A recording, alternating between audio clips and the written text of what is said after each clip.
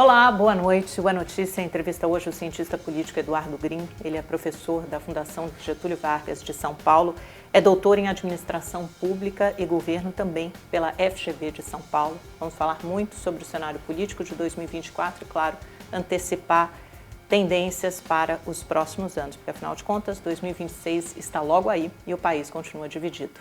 Boa noite, professor. Boa noite, Amanda. Prazer estar com vocês mais uma vez. Muito bem-vindo. Sempre um prazer recebê-lo. Professor, o presidente Lula foi internado essa semana, submetido a uma cirurgia às pressas na cabeça e, de alguma forma, isso coloca um bode na sala, porque antecipa uma discussão que estará presente em 2026 sobre a saúde do presidente, a fragilidade de qualquer pessoa, não dele, mas de qualquer pessoa aos 79 anos. O senhor acha que isso, de alguma forma, antecipa a discussão sobre 2026 e também a discussão sobre a sucessão de Lula? Sim e não. Não em que sentido? Porque até agora Lula não se manifestou se de fato será candidato ou não à reeleição, até porque além da própria saúde, também há componentes de natureza política e econômica. O desempenho da economia em 2026 será muito importante para saber se Lula de fato vai encarar uma possível reeleição para um quarto mandato. E sim, porque inevitavelmente será feita uma comparação com o caso do atual presidente americano Joe Biden, que foi muito explorado o fato dele ter tido dificuldade de participar de um debate com Donald Trump, por se esquecer de mencionar fatos, por não conseguir articular ideias. E nesse caso, estes dois acidentes que aconteceram, por assim dizer, num curto espaço de tempo, vão trazer essa comparação que será muito explorada, não tem a menor dúvida, pela extrema-direita, sobretudo pelos apoiadores do bolsonarismo, para fazer crer à sociedade brasileira que, de fato, o Brasil poderá vir a ser refém do mesmo problema que, em tese, o eleitorado americano se colocou diante do impasse que fez com que Biden desistisse da sua reeleição. E, nesse sentido, a pressão será similar. E, ou seja, então, o cenário de sim e não de Lula dependerá muito dessas circunstâncias, porque quem seria o candidato que poderia substituí-lo nesse contexto? E acho que isso provoca uma antecipação em qual sentido? Seria um candidato de idade avançada, que será explorado como incapaz pela extrema-direita, contra uma eventual candidatura jovem, forte, representando aquilo que é o ideário da extrema-direita no mundo todo, do homem branco forte, líder, capaz de levar adiante as mudanças que o país espera. E, nesse sentido, me parece que o cenário mais provável, olhando para o campo, que hoje mais tem oposição ao presidente Lula e ao PT, seria Eduardo Bolsonaro, filho do presidente Bolsonaro, jovem, forte, articulado com a extrema-direita internacional, frequentando o ambiente mais íntimo da família Trump, como alternativa para se colocar nesse cenário. Então, acho que sim, é um contexto no qual a gente pode ter desdobramentos que podem ser mais rápidos ou, eventualmente, demorar um pouco mais, dependendo do desempenho da economia, mas já está colocado, como você bem colocou na expressão popular, o bode na sala, né? Vamos continuar debatendo a esquerda, mas eu achei interessante porque o senhor colocou o nome de Eduardo Bolsonaro como representante da direita e não de Tarcísio de Freitas, por exemplo, que frequentava o bolão de apostas. Por quê? Porque, primeiro, a Tarcísio de Freitas tem em São Paulo um cenário bem menos complicado de reeleição, a despeito da crise que a gente está enfrentando na segurança pública. O eleitorado do interior do estado é muito conservador, dificilmente apoiará uma candidatura do PT. Em 2022 já foi difícil, hoje tendo um governo liderado por Tarcísio, por um amplo leque de partidos do centrão, da direita e mesmo da extrema-direita, é pouco provável que Tarcísio viesse a enfrentar uma candidatura competitiva aqui no estado de São Paulo. Segundo, ele, Tarcísio, para ser candidato à presidência, dependeria do apoio de Bolsonaro.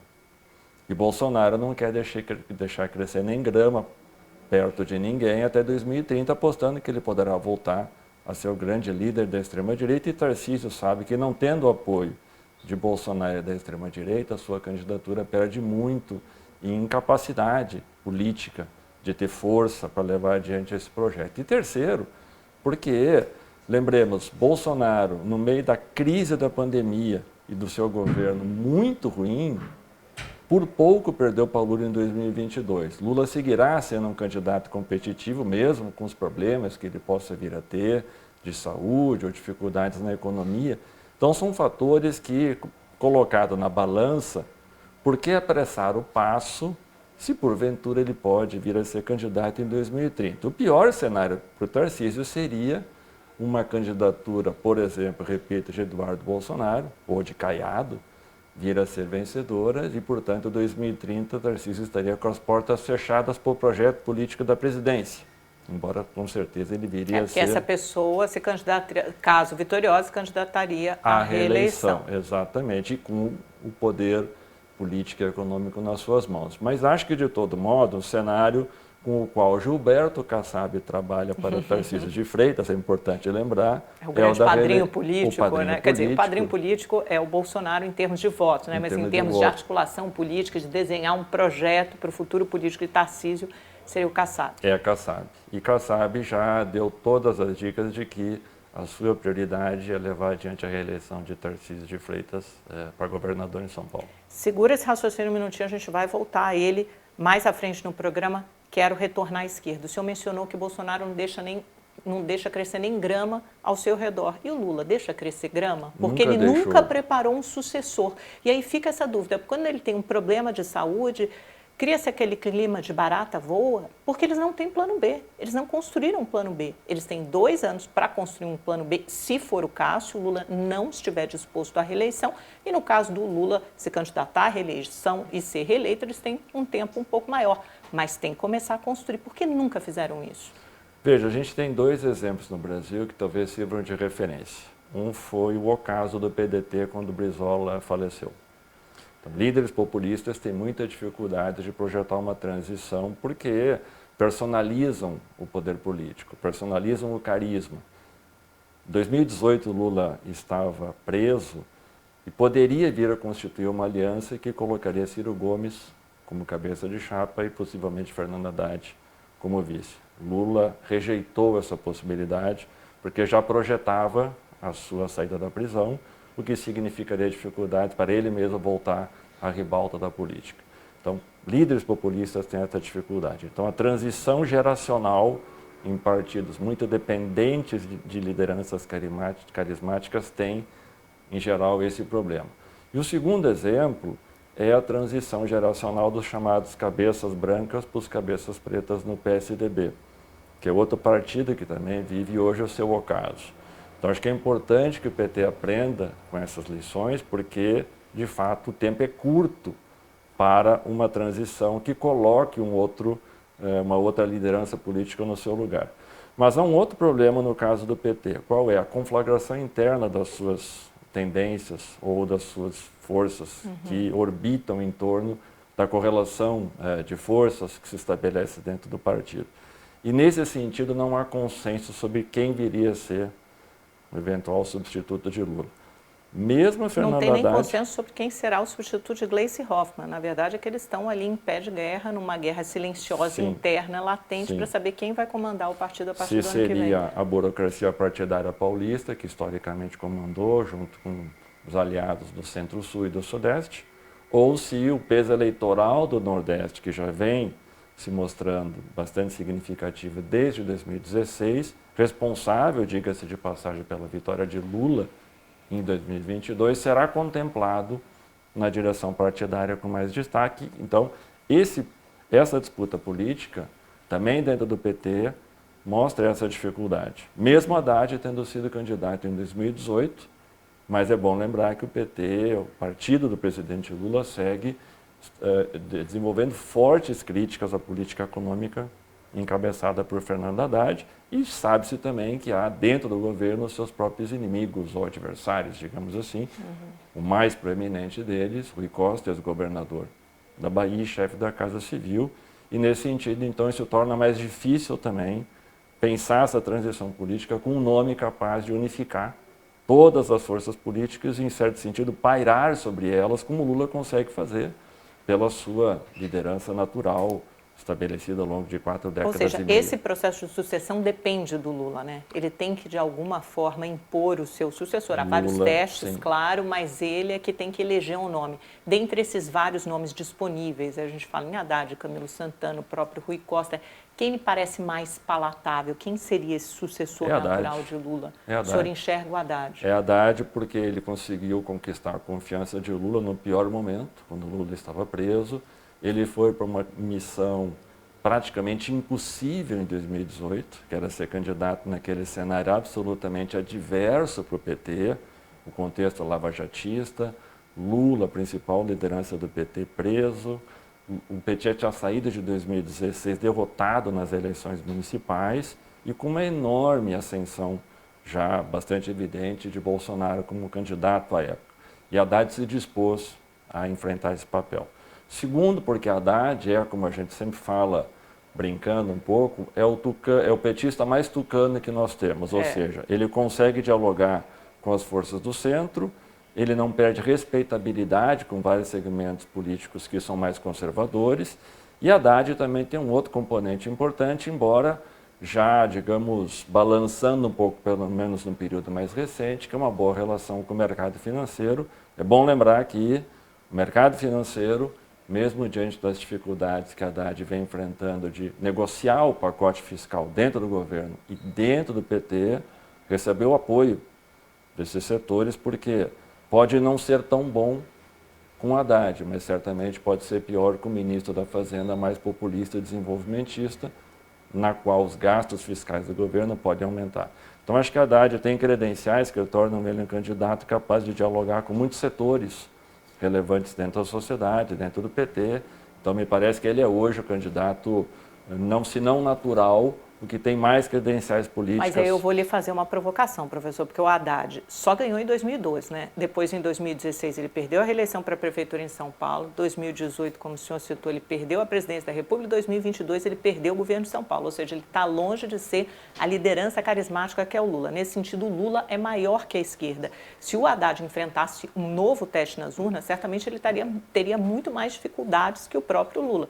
Tanto é que o Lula continua sendo candidato à sua própria reeleição. Não, isso é verdade, mas vamos lembrar. Primeiro, um líder carismático como Lula, ou lá atrás alguém como Brizola, talvez ou como o próprio Bolsonaro à direita, né? Sem querer comparar o valor dos dois, mas é um líder popular, não são inegavelmente. Difícil da gente ter na política brasileira, surgem de tempos em tempos. Lembremos, Fernando Henrique Cardoso estava longe de ser um líder político carismático.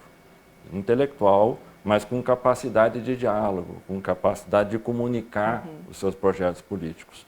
E essas 3 derrotas que você mencionou, lembre, Lula foi eleito na 4ª eleição que disputou.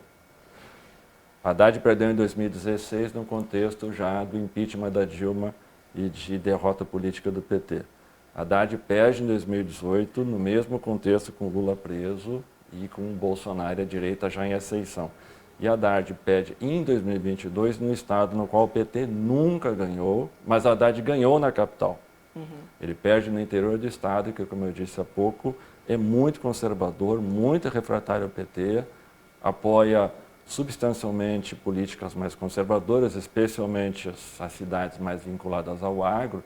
Então, acho que ao mesmo tempo que serve de recado, não me parece que seja um parâmetro, sobretudo se nós considerarmos uma eleição de caráter nacional, evidentemente tendo em conta outros fatores que sempre serão relevantes numa eleição nacional.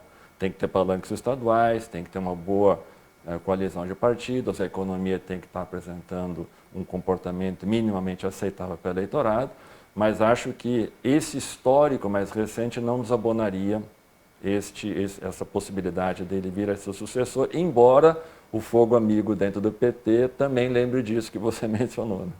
Bom, então voltando para 2024, que a gente discutiu aqui os efeitos mais a médio prazo do estado de saúde de Lula, lembrando que ele não tem sequela nenhuma, porque esse hematoma não afetou o cérebro, né? Ficou num local fora do cérebro, lá a membrana que reveste o crânio, enfim, não tem nenhuma sequela para o Lula e, ao que tudo indica, ele está se recuperando perfeitamente bem. Só que isso inexoravelmente antecipa essa discussão sobre 2026 e coloca um outro bode na sala, que é resolver desatar os nós para 2024. Aí é o prazo imediato.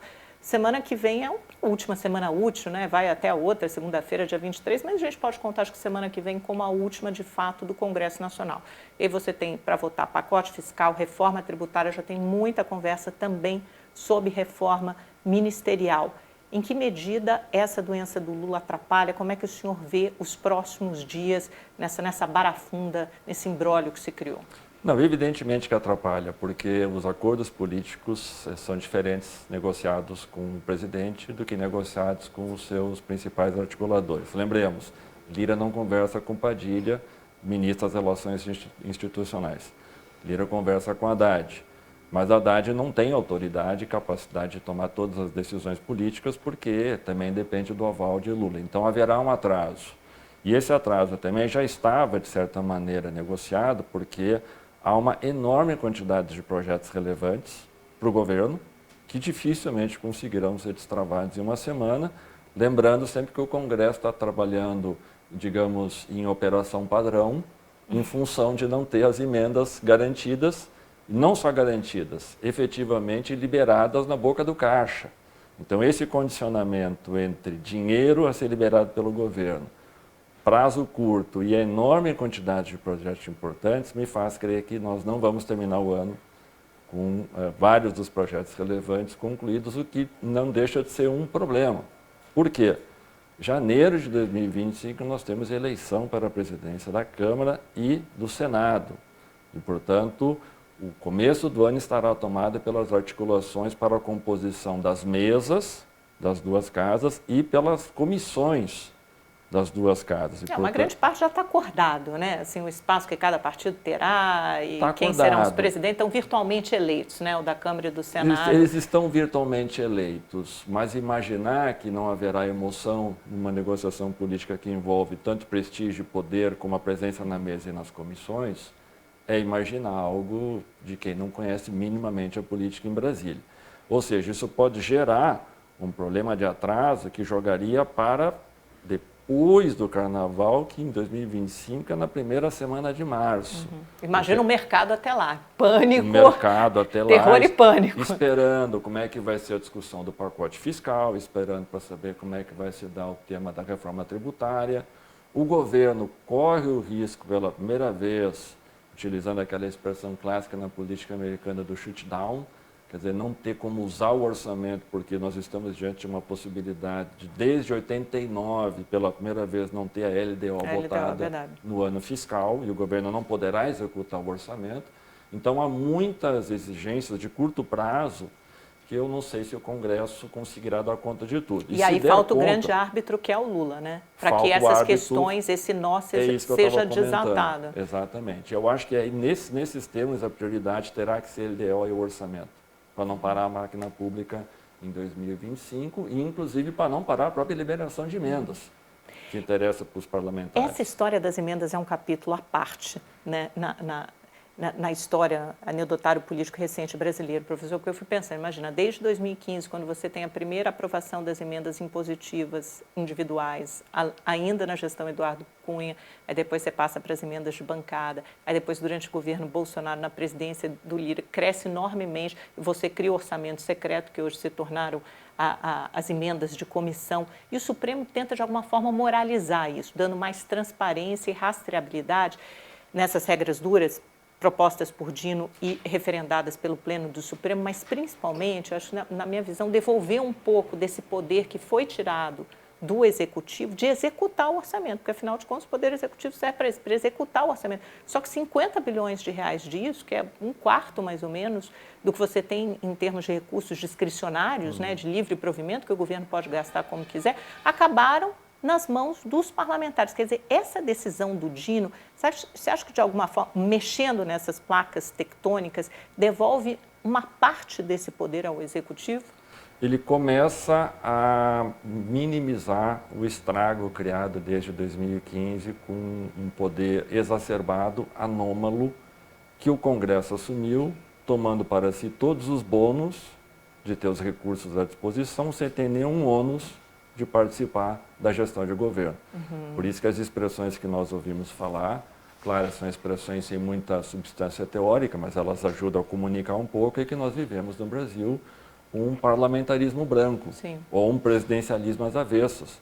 Né? Para quem nos assiste, num regime ou num sistema de governo presidencial, quem define a prioridade do uso do orçamento tem que ser o presidente, porque ele é que foi eleito e tem que responder perante os eleitores. Num sistema de governo parlamentar, é o primeiro-ministro, em geral nomeado pelo partido majoritário ou por uma composição de partidos majoritários. O Congresso brasileiro o Brasil não é nenhuma coisa nem outra hoje, porque nós temos esse enorme poder discricionário que você mencionou das emendas, que os parlamentares em nenhum tomam para lugar si. do mundo, né? Um estudo recente mostrou, você tem isso, quer dizer, os parlamentares têm tantos recursos à disposição para gastarem como quiserem. Em termos comparados, as emendas, é importante também lembrar, elas não são sinônimo de corrupção. As emendas não são ilegais. Os parlamentares têm direito a ter emendas porque receberam votos. Então é legítimo numa democracia. O problema todo que nós temos no Brasil são dois. É o volume enorme e a falta de transparência no uso desses recursos, o que já tem mostrado muitos problemas de corrupção e desvios de verbas. Então, este problema é que foi crescendo desde 2015. E dada a dificuldade do governo, do presidente, de restabelecer minimamente o controle da coalizão ou dos partidos que o apoiam no Congresso, foi necessário chamar um novo ator político para organizar esse processo que chama-se STF.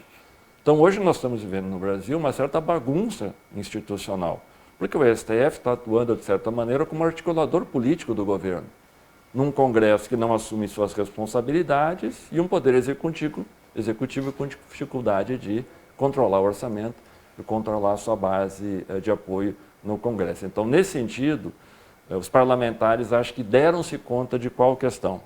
Não será mais possível manter essa farra das emendas tal qual foi crescendo até 2022. Começou em 2022 com o STF dizendo que eram ilegais as chamadas emendas de relator, a não ser para fazer pequenos ajustes no orçamento. O que fizeram os parlamentares? Criaram o caminho das emendas chamadas de comissão e aumentaram as emendas PIX.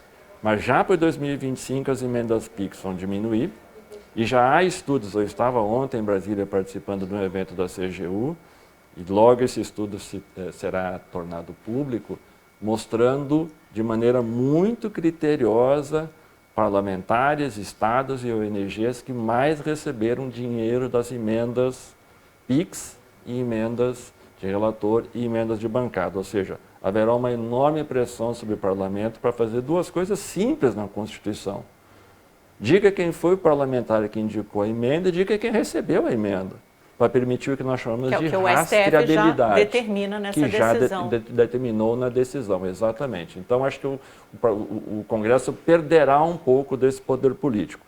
Mas nós nunca mais conseguiremos botar o gênio de volta na garrafa.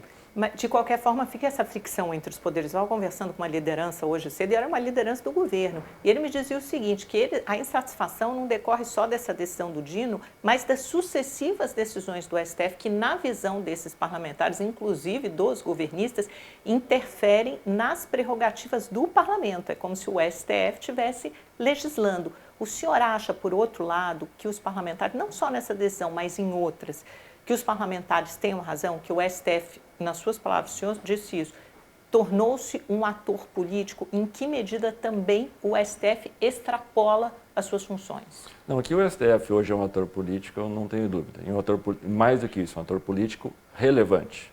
Porque, de fato, ele vem arbitrando uma série de questões. O que também tem uma repercussão negativa, inclusive perante a sociedade, né? Ele tem uma erosão de credibilidade, de confiança por parte da população. Sim, sim, sim.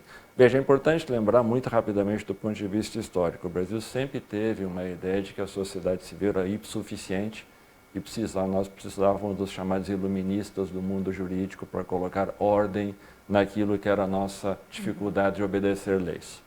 O STF segue essa batida. É preciso ter alguém que diga o que nós temos que fazer, o que é correto, o que é permitido, o que não é. Num cenário no qual o parlamento também se recolheu muito das suas atribuições, ou, em certa medida, passou a adotar decisões, no mínimo polêmicas, lembro aqui apenas de maneira casual, a questão do marco temporal eu pensei dos na mesma povos originários, coisa. certo? Quem colocará ordem num cenário no qual claramente nós estamos afrontando direitos de minorias. É importante lembrar, a democracia não, porte de drogas, o marco temporal, a questão das armas, quer dizer, em várias questões Exatamente. que deveriam ser uma função do parlamento, acabam decididas pelo Supremo Tribunal Federal. Porque confrontaram a Constituição. Então é importante lembrar isso. Numa democracia, quem é o último defensor da Constituição? É a Suprema Corte, é o Supremo Tribunal Federal. Mas talvez o nosso STF faça isso com mais frequência do que outras cortes superiores de outros países, não, professor?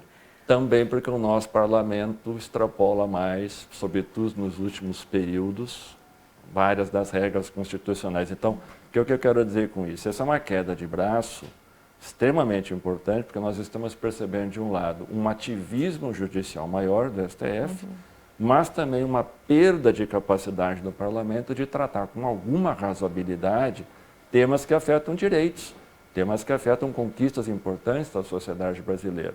Vamos tomar um outro exemplo, mais uma vez, que é simbólico. O Congresso vai ou não anistiar quem esteve envolvido nos eventos do 8 de janeiro? Essa bola continua quicando, né? Porque nós temos uma legislação aprovada no próprio governo Bolsonaro, que diz que crimes cometidos contra o Estado de Direito não são passíveis de anistia, tem penas altas. Então, o Congresso vai legislar contra aquilo que foi uma lei aprovada no governo Bolsonaro, o que fará ou o que faria o STF. Então, esta balança, essa correlação de forças, ela pode ser exagerada de parte a parte, porque nós estamos vivendo um pouco nessa bagunça institucional, que eu estava me referindo antes, o que faz com que, de fato, é importante lembrar, a perda de imagem do STF é proporcional ao aumento da polarização política, sobretudo dos apoiadores do ex-presidente Bolsonaro ou dessa... Vamos falar dessa polarização, porque na quarta-feira saiu uma pesquisa de popularidade do Lula, uma pesquisa Quest, que mostra uma aprovação estável em relação a outubro, né? Então, 2 meses antes, que era o mês das eleições. Aprovação em 52%, em outubro eram 51%, e reprovação de 47%, em outubro eram 45%. Quando o Lula assumiu em fevereiro de 2023, a aprovação era de 56%, agora é 52%, não caiu tanto assim. Mas a reprovação era de 28%, professor, e agora foi subindo em 42%, em abril de 23 já tinha subido para 42% e agora 47%. A aprovação é maior, né, entre mulheres, Nordeste, quem ganha até 2 salários mínimos, e entre os mais idosos. É menor no Sul, Sudeste, entre evangélicos, entre 2 e 5 salários mínimos e acima de 5 salários mínimos. Também não mudou muito em relação à eleição. É um retrato da polarização? Sim. O que o senhor destaca nessa pesquisa? É o retrato da polarização. Ou seja, nós vamos mantendo no Brasil, como em outras democracias, uma certa cristalização de posições na sociedade. Quer dizer, não existe mais aquele presidente como teve no Lula 1 e o Lula 2, o próprio Lula, nos seus 2 primeiros governos, com uma popularidade acima dos 60%, 65%. É difícil. Em contextos de polarização política, isso vai passar a ser exceção cada vez mais. Em qualquer país. Em qualquer país. Veja o que aconteceu nos Estados Unidos até durante o governo Biden. Em outras democracias a situação não é diferente, porque o fenômeno das redes sociais... Biden a reprovação era maior ainda, era maior, né? Ele tinha uma popularidade muito menor que a de Lula. Né? Mas o fato da entrada das redes sociais, o fato das bolhas que se criaram, o fato de que nós possamos a ter posições cada vez mais cristalizadas em relação a valores fundamentais, ou seja, eu sou a favor do aborto, eu sou contra o aborto, eu sou a favor do Estado laico, eu não sou a favor do Estado laico. Para tomar 2 exemplos aqui não muito... um pouco aleatórios, faz com que nós tenhamos cada vez mais criado dificuldade de ter mediações. E essas mediações são importantes para a democracia, porque democracia significa tolerância com quem pensa diferente. E diálogo, né? E diálogo, né? Construção de pontes ao invés de quebrar as pontes. E a polarização ela não permite isso. Então, o que a gente vê na avaliação do Lula, que muda um pouco daqui a colar, desde que ele iniciou o mandato, é, de certa maneira, a manutenção do percentual pequeno que ele teve quando ele ganhou a eleição em 2022. Isso projeta para 2026 uma eleição que dificilmente deixará de ser polarizada mais uma vez. Mas ainda o coloca como um candidato mais competitivo nessa Sempre, situação, em que ele mantém a aprovação maior do que a reprovação. Claro. Não, é importante lembrar, sempre será o presidente que tem a caneta no Brasil um candidato muito competitivo. O Bolsonaro é o único... É uma exceção à regra, exceção né? à regra. De não ter conseguido se reeleger. Eu pensei um subtópico, assim, subcategoria dessa pesquisa que me pareceu relevante, que é a percepção sobre a economia. E talvez esteja aí a chave para entendermos uma parte dessa polarização e por que Lula não consegue aumentar essa popularidade. A Quest mostra que 40% acham que a economia piorou no último ano e só 20% acham que melhorou. Mas isso vai contra os dados estatísticos objetivos, porque a economia cresce mais de 3% ao ano, eu acho que deve ser o maior crescimento da última década. O índice de emprego, né, a gente está em pleno emprego, o índice de emprego também, desemprego é o menor em uma década. A inflação começa a subir um pouquinho, mas está longe de estar descontrolada. E mesmo assim uma percepção tão negativa da economia e da sua situação pessoal. Por quê? O que explica isso? Veja, acho que são alguns fatores. O caso Biden nos Estados Unidos foi, de certa maneira, similar. A economia americana vinha muito bem, mas a percepção da população no seu cotidiano não traduz isso. Vamos lembrar a famosa frase da Maria Conceição Tavares, que era uma economista, que ela dizia assim, o povo não come PIB. Certo? Não come. Não. O povo, aliás, come alimentos. Você sabe, professor, eu estava vindo para cá conversando com uma pessoa do mercado financeiro, uma fonte do mercado financeiro, e me dizia o seguinte, Amanda, o PT ainda não entendeu como o dólar acima de R$6 e a inflação podem ter um efeito perverso, principalmente sobre a população de mais baixa renda. Ele falou, você está olhando para a inflação, que está 4,5%, 4,6%, 4,7%, mas a inflação de alimentos em 12 meses já está na casa dos 8%. Se o dólar continuar nesse patamar, esse agente do mercado financeiro acha que em 2026 essa inflação pode chegar a 12% ao ano, a inflação do supermercado. E isso, os Estados Unidos nos ensinaram, custa a reeleição. Sim, então esse é um fator extremamente importante. A inflação, ela não está alta, mas não necessariamente a inflação que interessa à população de baixa renda.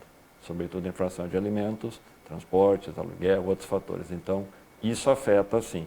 Mas nessa mesma pesquisa Quest, é importante lembrar qual é o segmento da população que mais aprova Lula. Até 2 salários mínimos. Até 2 salários mínimos do Nordeste. Ou seja, as políticas sociais do governo ainda parecem ser um efeito de contenção um pouco desta capacidade de Lula de dialogar com outros setores da sociedade. Mas não há a menor dúvida que se a economia chegar patinando em 2026, isso será um elemento, porque a economia em 22 com Bolsonaro também não estava bem. Mas é um fator que certamente poderá ser utilizado com um pouco mais de capacidade pelas candidaturas de oposição. Então é importante prestar atenção nisso sim. Mas eu concordo com a tua observação. O PT em geral não consegue perceber que inflação mais alta e dólar mais caro jogam contra as políticas sociais do governo e pode vir a ser um elemento dificultador. Isso ficou muito claro no pacote fiscal do Haddad, né? Que eles demonstraram e ainda demonstram uma enorme resistência a fazer alguns cortes de gastos, porque eles acham que pune o mais pobre, sem lembrar que a inflação a mais de 6%, quer dizer, a repercussão que tem no bolso do mais pobre é maior ainda do que qualquer medida que o pacote fiscal poderia tomar. Professor, o PT quer mudar o ministro da SECOM, da Secretaria das Comunicações, porque ele acredita que o problema não está na agenda nem na pauta da esquerda, está na maneira de comunicar os feitos do governo. O Lula tem a percepção de que o seu governo está muito bem, obrigada, e que todas as medidas são boas, mas que tem uma dificuldade de embalar e de veicular essa mensagem. O problema está na mensagem, na comunicação, ou o problema está na agenda e na pauta da esquerda? Eu acho que está mais na comunicação. A comunicação do governo Lula, o Lula 3, tem sido muito ruim, sobretudo a comunicação digital. E aí a direita, em geral, os apoiadores do ex-presidente Bolsonaro, são muito mais habilidosos, conhecem melhor os caminhos e a linguagem com a qual se comunicar com a sociedade. Acho que a comunicação do governo Lula 13 está muito ruim, que é complementando a tua pergunta anterior. como que um governo que consegue ter um desempenho econômico bom, o desemprego está baixo, a inflação não está alta, o PIB vem crescendo e não consegue comunicar isso para a sociedade. Não consegue dizer para a sociedade que isso foram conquistas do governo. Pode não ter sido completamente responsabilidade desse governo, mas, enfim, ocorreram durante os 2 primeiros anos do governo Lula. E a gente que estuda um pouco, que lê um pouco mais, digamos assim, não vê nada. Imagina a população que precisa ser informada sobre de quem é a autoria de certas políticas públicas. O governo que conseguiu resgatar minimamente algumas políticas sociais, como é o caso do Bolsa Família, criou outros programas importantes como o Pé de Meia na escola, restituiu o valor do salário mínimo com uma regra de aumento mais ou menos organizada. Não consegue capitalizar, Não consegue capitalizar. Então, acho que há sim um problema sério de incapacidade de comunicação nesse governo. E acho que o recado do Lula, a meu juízo, foi bastante direto. Há um problema político, qual é? O ministro da Secretaria de Comunicação Social é um quadro importante do PT e, utilizando uma expressão popular, ele só poderá cair para cima. Né? Para onde ele irá não se sabe, mas acho que da maneira como está, e ao que tudo indica, Lula já deu todas as dicas que na reforma ministerial que deve acontecer em 2025, logo depois de passadas as eleições da mesa do Senado e da Câmara, esta Secretaria de Comunicação Social vai entrar na cesta das mudanças. Vamos falar um pouquinho da direita, porque a crise não está restrita ao governo, não. Ela caiu com tudo em cima do governo de Tarcísio de Freitas, depois desses sucessivos casos de violência policial. E quando a gente olha para os números, acho que esse ano, né, nesse período até de janeiro a outubro de 2024, você tem um dobro de mortes praticadas por policiais em relação ao mesmo período do ano anterior. Ocorre que o secretário de Segurança Pública, o Guilherme Derrite, é alguém que veio da rota e foi afastado da rota pelo elevado número de homicídios. Ele tem uma grande influência, naturalmente, é o secretário. Tarcísio já deixou claro que não vai retirar o Derrite. Como contornar essa crise? Qual a sua avaliação, o maior desgaste que Tarcísio já passou até hoje? Sim, a maior crise do governo Tarcísio é essa, não há a menor dúvida, porque os dados da segurança pública, desde o início do seu governo, são estarrecedores, do ponto de vista de letalidade policial, várias operações muito mal conduzidas, várias coberturas, por assim dizer, no mau sentido, que policiais com comportamento indevido vêm tendo da polícia, desculpas esfarrapadas em relação ao comportamento dos policiais. E nós temos hoje uma só forma de começar a resolver esse problema. É a saída do secretário Derrite. Porque hoje a tropa, a polícia militar, está autorizada a praticar esse tipo de conduta de maneira impune. Por quê? Se nós temos um secretário de segurança que diz que policial que se preze tem que ter pelo menos 3 homicídios no seu currículo, que tipo de sinalização ele está passando? Mas aí o governador fica entre a cruz e a espada, né? Porque de um lado ele precisa dar uma satisfação para o eleitorado bolsonarista que não quer ver o Derrite afastado, aliás, não quer que o governador mude em nada o seu discurso duro em relação à segurança pública, e do outro lado você tem o fato de que se ele continuar deixando a polícia fazer o que quiser, vai perder completamente o controle da tropa, né? Não há a menor dúvida que Tarcísio de Freitas vive um impasse muito importante.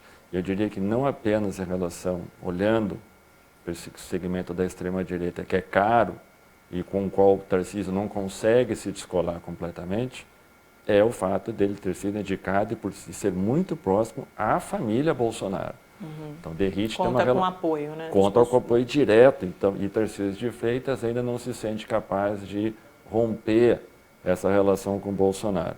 Mas, por outro lado, o que eu acho que também vai acontecer e vem acontecendo é um aumento da cobrança da sociedade paulista em relação ao comportamento com desmandos, um comportamento impune da polícia militar, que em algum momento eu acho que tornará a pressão sobre Tarcísio manter Derrite praticamente impossível. Eu não estou dizendo que Tarcísio decretará a saída de Derrite, se ele significaria, em certo sentido, que ele reconhece que os excessos não podem mais ser tolerados.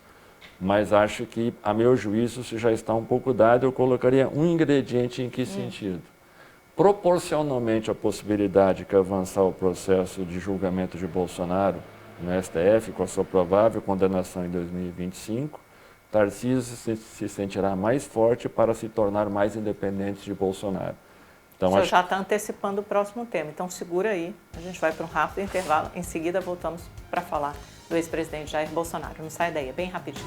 Olá, é notícia de volta com o cientista político, o professor Eduardo Green.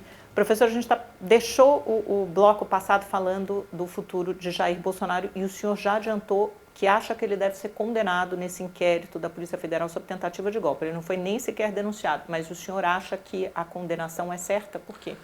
Eu não sei se ela é certa, mas eu diria o seguinte: se não acontecer a condenação dele e dos militares envolvidos, nós vamos desmoralizar a democracia brasileira. Porque o que aconteceu é tão evidente do ponto de vista da trama golpista toda que aconteceu, que isso significaria que qualquer outra iniciativa nesse sentido apostará naquilo que sempre aconteceu na história brasileira. Militares, quando atestam contra a democracia, no final do dia são anistiados. Então, acho que dessa vez... Lembrando que continua o PL da anistia ali, né? Na Câmara, e pode ter mais pressão para que ele venha à tona. Agora ele está adormecido, mas está lá. Ele perdeu um pouco de tração justamente quando veio a público o relatório da Polícia Federal. Mas isso sempre faz parte da conjuntura política, né? Isso vai faz parte da conjuntura. Ele perdeu tração também como moeda de troca na negociação da presidência da Câmara, enfim. E acho que ele poderá voltar ao cenário político lá para 2025, quando eventualmente... Quando for iminente, quando né? Quando for iminente, exatamente. Ou então, quando a tropa bolsonarista na Câmara, para alimentar suas bases eleitorais, voltará ao tema em 2026, que é o ano da eleição. Ou se o governo Lula se enfraquecer, né? Porque o proporcional ao enfraquecimento do governo Lula é o desempenho da economia também, ou da dificuldade de fazer aprovar seus projetos mais importantes no Congresso. Mas, independentemente disso, eu acho que o que aconteceu com o 8 de janeiro e toda a trama, os vários episódios que nós temos acompanhado pela imprensa, a meu juízo, tornam inevitável a condenação de quem participou dessa trama golpista. Qual será o reflexo disso numa sociedade tão polarizada?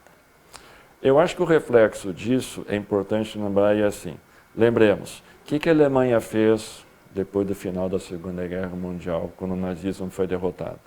O Nuremberg, o tribunal... É importante educar a sociedade sobre algo que nunca mais pode acontecer. E nunca deixar esquecer, né? Quem for a Berlim, você tem os tiros de bala ali nos muros, nas paredes de Berlim até hoje. Quem Eles visita não deixam o Museu esquecer. do Holocausto... É muito vivo, na cidade toda. Exatamente. Impressionante. Então, ou seja, nós não vamos nos livrar do espectro do golpismo e do autoritarismo numa sociedade como a brasileira, que historicamente viveu esse tipo de episódio. Mas nós temos que começar a educar a sociedade para que esse tipo de evento nunca mais aconteça.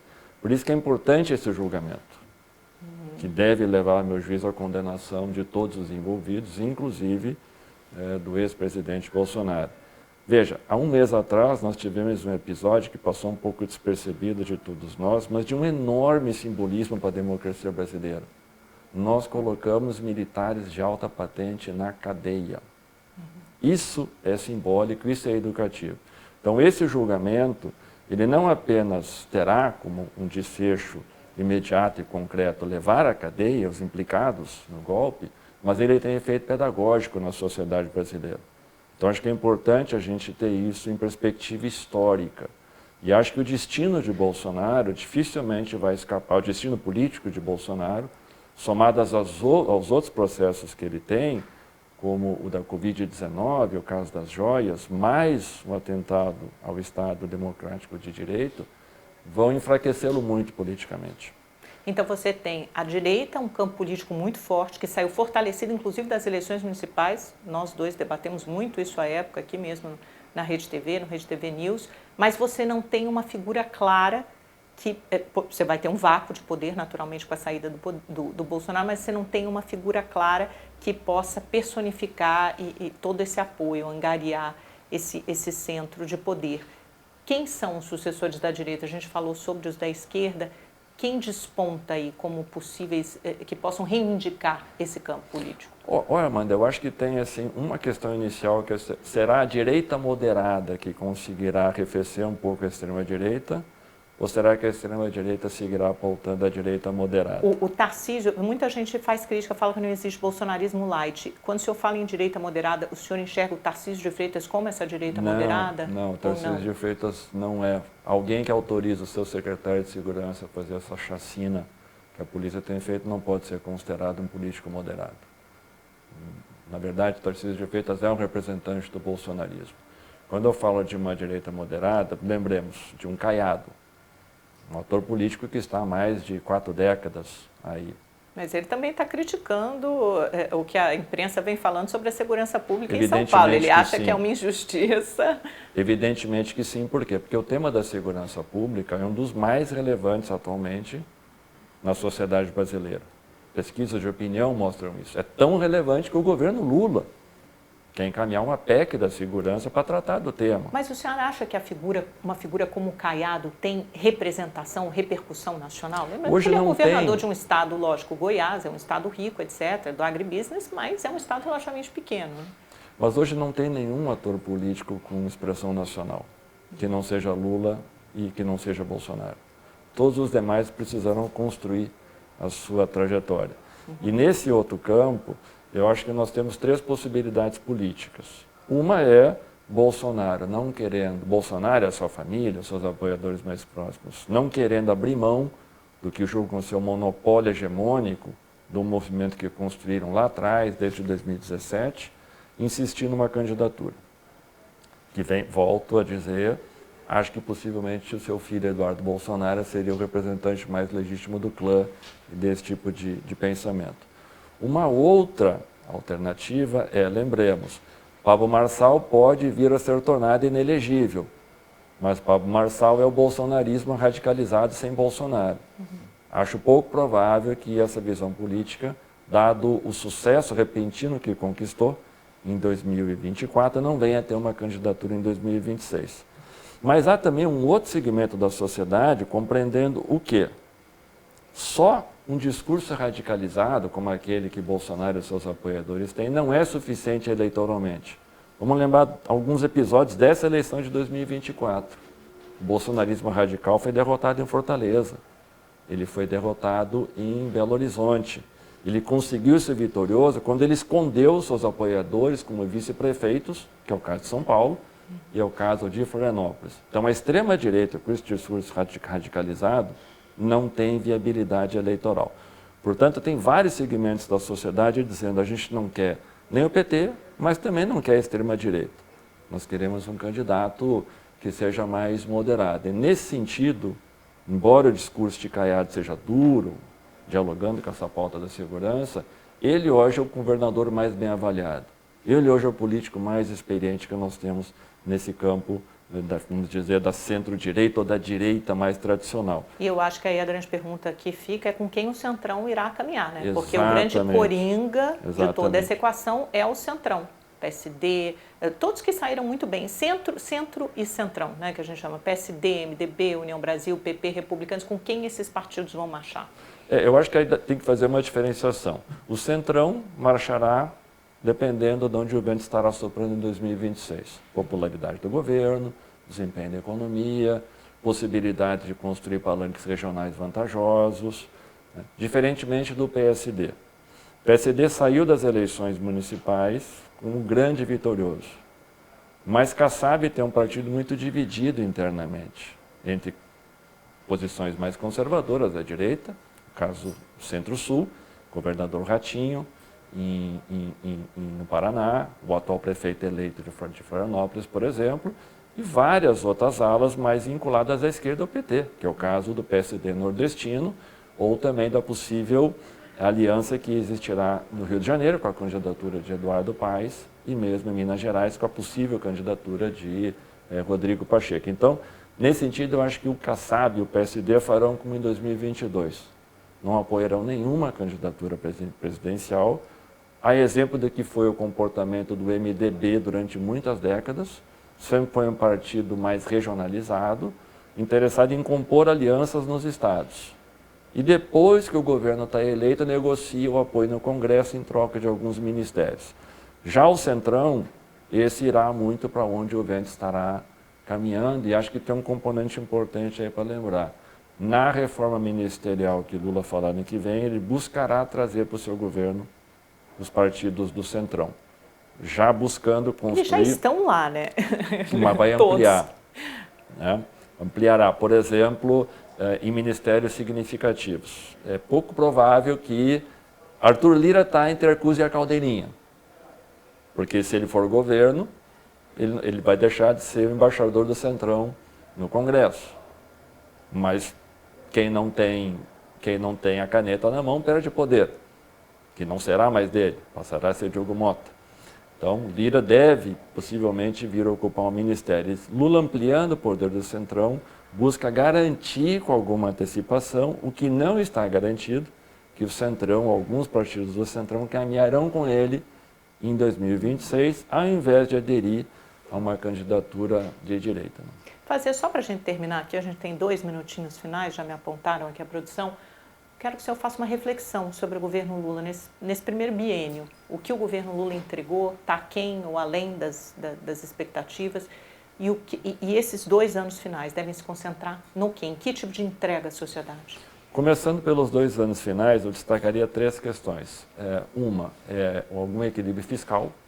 Isso acho que já crescentemente vem aumentando a importância desse tema no governo Lula, ainda que Lula, pessoalmente, uma parte do PT tenha dificuldade. O mercado só vê desequilíbrio fiscal. Exatamente. Vai ser, eu acho que é um grande tema dos próximos 2 anos. Esse acho que é um tema importantíssimo. Um segundo eixo é o das políticas sociais, porque lembremos, a pobreza e a extrema pobreza decresceram no Brasil nesses 2 anos e não será, portanto, com esses indicadores a tendência é apostar em mais políticas que revertam esse quadro ainda dramático da sociedade brasileira.